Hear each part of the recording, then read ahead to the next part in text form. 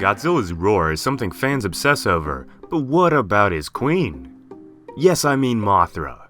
The giant moth monster has delivered on so many occasions, bringing love and magic to the Godzilla universe, aiding in stopping global threats, and even sacrificing herself for the greater good.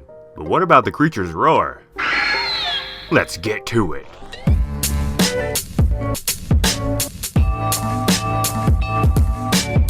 The interesting thing about Mothra is that she has two forms, the full-grown moth form that we normally see fighting with Godzilla and the other kaiju, as well as her larva infant stage.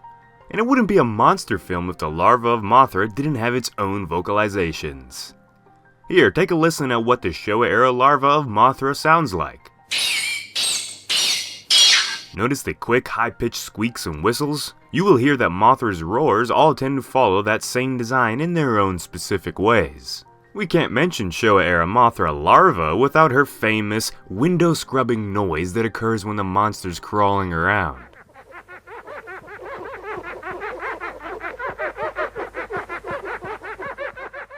When Mothra is ready to leave her larva stage behind, she becomes the beautiful and fluffy kaiju queen of the monsters. The high-pitched squeaks become great screeches. This era of Mothra didn't have that much variety in the sounds used to create its roars, but the creators were able to add just enough changes in the tone to establish some emotions in the character at that time. This roar would go on to become the template for all Mothra roars that followed. The Heisei-era Mothra larva form had a similar noise to the one that came before it, but this time more effort was put into making sure audiences would feel more emotion coming from the little infant creature. The roars were a bit more like that of the final moth form, which in itself was also updated to meet the bigger and more badass standards placed in during the Heisei era of Godzilla films. Mothra's Heisei roar was more ferocious and much better in quality. With even more variants of roars and unique screeches, this Mothra was able to showcase her carrying emotions more than ever. It had the classic high-pitched shriek, but included more of a fade into its design that made it sound like Mothra was a real living animal. Outside of the classic Mothra roar, the Heisei version of the Queen added in some deeper and slower roars too. All these additions to the iconic original Mothra roar were a big factor in Mothra's increase in popularity during this era, and set forth the motions that would go on to allow Mothra to get her very own series, The Rebirth of Mothra. This trilogy of Mothra movies showcased Mothra as the benevolent being that she and her son in the series, Leo, truly are. And the first thing that needed to be changed was the roar of the larva stage of the kaiju. This was the most drastic change in design in the character's history to that point of time. Here, listen. That sounds considerably more monster-like and threatening, does it not? Leo's moth stage may have appeared different visually, but the roars of this stage of the monster's development were very close to the ones that were heard before with the original Mothras, but this take on the Mothra roar had even more to bring to the table.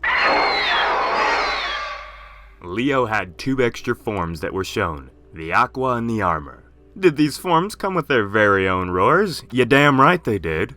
Aqua Mothra had roars that were as strange as the creature looks. If you listen closely, you can hear the slightest bit of that classic Mothra roar. But overall, this roar sounds more like an action figure from my childhood more than a kaiju, let alone the Queen. What do you think? Armor Mothra. You have the classic roar that's always been used for Mothra, but then you add in the sound of one of those devil drills from the dentist, some lasers, an old school arcade machine, and you have the roar that was used for what I think is the most powerful take on Mothra of all time. This really was like hearing Mothra's roar all jacked up on roids and 80s nostalgia. The Millennium era of Godzilla films brought Mothra back to her roots, but this doesn't mean that they didn't make changes to the design of the monster's screeches. Starting with her larva form, this new take was by far the most cute sounding.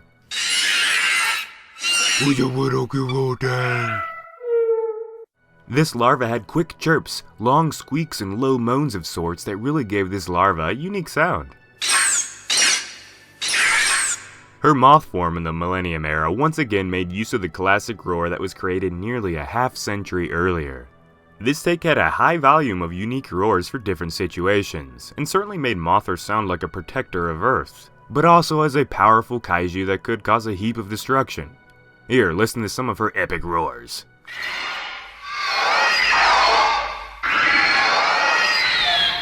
In the last History of Roar video, where we spoke about Rodan, I mentioned how some fans were not thrilled about the new Rodan roar steering away from the classic Toho design. Well, to those fans, I'm happy to say that Mothra's roar in King of the Monsters was the best at paying tribute to the classic sound design of the roar, but also amplifying it to crazy new levels. Outside of the G-Man, of course. The MonsterVerse Mothra larva was able to keep some of the cuteness that fans loved from the Toho versions, but at the end of the day, the creature was a giant animal-like being. So the creators at Legendary went with a much more natural and animalistic sound for the larva. Think of a newborn lion or elephant. Sure, they're cute, but you wouldn't want them to get too rough, right?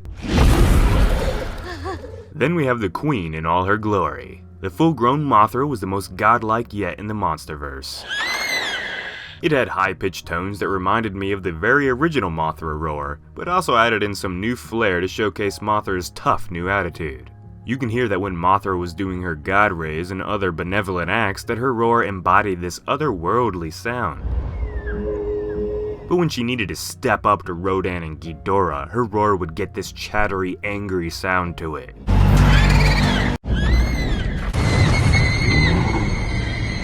Maybe it was the superb emotions that were able to be brought to screen by the animators in the form of her actions and gestures, but to me, this Mothra was the best at delivering her emotions through to the audience. And her roars and sounds were definitely a big part in that. What's your favorite Mothra? If you want more History of videos, make sure to like and share this video with your friends. Subscribe to become a resident of Dangerville today. As always, this has been Jacob, and peace out. I don't know what that was, but hey,